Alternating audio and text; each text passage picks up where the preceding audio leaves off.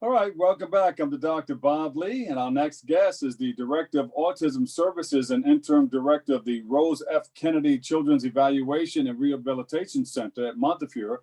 And she joins us to speak about the important work her hospital and Spark are doing with autism research. Please welcome to the show Dr. Lisa H. Shulman. Doc, welcome, and thank you for all of the work that you're doing with this wonderful research, helping to uncover a lot of the things that's important to us in our community. Just share a little bit about us, a little bit about your practice. Sure.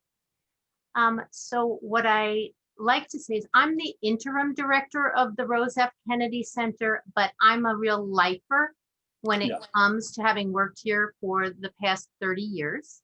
Oh. And I came here to get specialty training in developmental and behavioral pediatrics, and was always intrigued by autism before autism was a household word, and have basically grown the autism program here as my professional interest and contribution. So this is a center that serves about 8,000 children through adults with developmental disabilities. It's called the Rose F. Kennedy Children's Evaluation and Rehabilitation Center. And we diagnose children and we treat them and we do medical evaluations to make sure we understand all of their needs related to their development. Yes.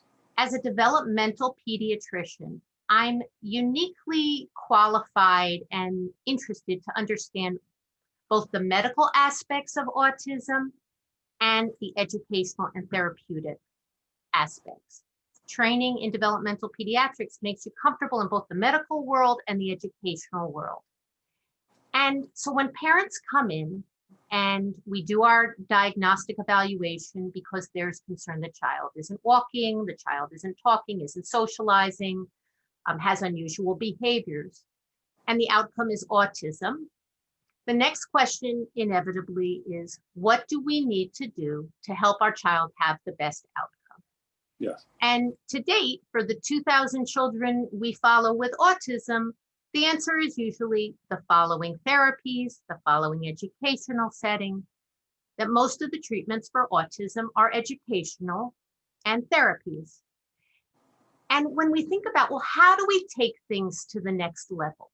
Autism feels very medical. Are there medical causes that we can identify? Because understanding what causes something medically points us in the direction of how to treat it medically. Yeah, and dealing with the spectrums, you have a way to deal with the different types of different spectrums within what you're doing, within your research. So I'm mainly a clinician. I want to get that out there. And yes, we have strategies in education and therapeutic services like social skills, behavioral interventions, medications, to help children with autism have the best outcome. But the question of what caused the autism to begin with is the way forward to ultimately, in the future, understanding, is there a medical treatment? Like we know what causes heart problems, or what may be the abnormality that caused a type of cancer. And that's how we offer medical treatments. Doctor, can we pinpoint? Go ahead. But for autism, we haven't been there yet. And so what's exciting about these times in general is the explosion of genetics.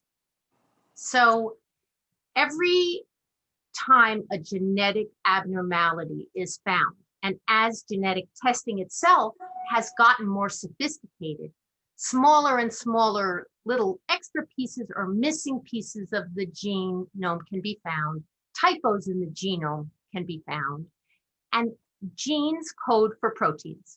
So going back to high school biology, you have an abnormality in your genes, you have an abnormality in the protein that results. Sometimes the protein doesn't even form. Sometimes the protein doesn't work. And so a lot of the treatments medically that we have for different conditions start with understanding what is the mutation, what protein is affected, and how do we get around that by either making a new synthetic protein or by fixing that abnormality in some other way or bypassing it. And now the genetics of autism is coming front and center. Yeah. Can you tell us about your collaboration with Spark? Okay, so the idea is that it wasn't long ago that the autism community was saying, we want to find the cause of autism. And we laughed because we knew autism is very complicated. As you pointed out, the spectrum is wide. The clinical manifestations and presentations are very diverse.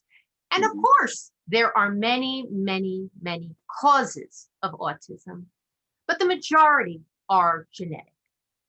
And I know that's confusing. When I say that they're genetic, it does not necessarily mean that it is passed down from a mother or a father.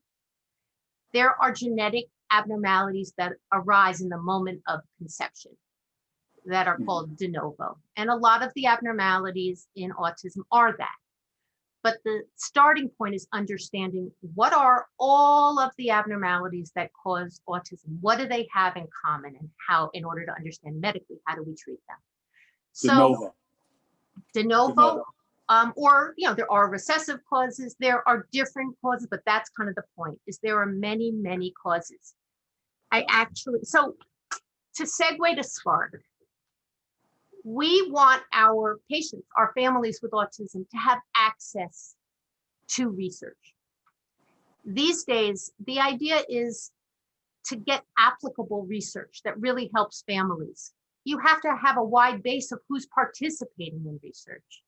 And Spark is unique in that its mission is to get genetic material on 50,000 people with autism and their parents.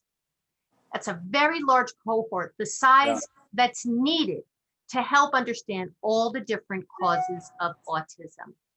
And a lot of times our families here at the center in the Bronx would not have access or opportunity to participate in something that gave them up to the minute genetic results and contributed to the genetic research mission of who should get involved? Are you looking for people to get involved with this for research purposes? Absolutely. So anyone who, our goal is to help with the Spark mission to get 50,000 people with autism, often children, but it can be adults and their parents, to contribute to the database that allows us to understand causes of autism and ultimately treatments. And so to participate in this program is something that's open to anyone with a clinical diagnosis of autism. It does not involve coming in person, but this is something that can be accessed completely virtually through a link, sparkforautism.org/NYC. Many of our participants in the research come here to the center, the Rose F. Kennedy Center. They are our patients. They get their clinical diagnosis, care, get therapies here. And as part of the program of services we offer is this genetic testing. Yeah. Did you say you're looking for 50,000 people for this to be a complete research? Did I get it wrong? That this is a national research effort. So we're not, as an institution, seeking or expecting to get 50,000. But we want to give this opportunity to our families and contribute to this important cause and endeavor. And we want to make sure families in the Bronx with children or adults with autism understand this opportunity. The other nice thing about it is that it gets the genetic sample through saliva. So for those of you afraid of blood draws, it's not an issue. I know they're calling you right now, but I'll keep you for about another 30 seconds, and you can just tell us what you need and what type of information that you can give us to go and find out how to get involved in what you're doing. Okay, so thank you, Dr. Bob Lee, for this opportunity. We are very grateful. We want to get the word out there about Spark to our Bronx community. If you have a family member with autism, friend, colleague, someone in your community, and want to contribute to the research effort and also find out more about the genetics of autism for your child, the way to find out more and sign up is Spark, SPARK for autism.org/NYC. And here at the Rose F. Kennedy Center, again, this is a diagnostic and treatment program for children with all developmental disabilities, and we are happy to see your child. The referral number is 718-430-8500, and that would give you access to not only Spark, but the opportunity to have clinical care here as well. And Doctor, thank you so much. You have your mask? Yeah. There you go. I know when you first came on, you were busy at work and you just took it off to do this. Thank you. We appreciate you. We never closed. So this is our community too. So Dr. Lisa D. Shulman, thank you. She's the Interim Director of the Rose F. Kennedy Children's Evaluation and Rehabilitation Center at Montefiore. We thank you so much. And we appreciate all that you're doing in this type of work. It's important. And our community needs to know and be a part of it. Thank you, thank you, thank you. We have an attitude of gratitude. Thank you, Dr. Bob. Oh, wow. It's funny how time flies when we're having fun. We go like this. We do this all the time. Unfortunately, it's all the time we have for today's show. And I want to thank you, our guests, for joining us and our viewers for tuning in and checking it all out. You can follow us on BronxNet TV for continued coverage. Thank you, thank you, thank you. And thank you for letting me share in this space and time with you.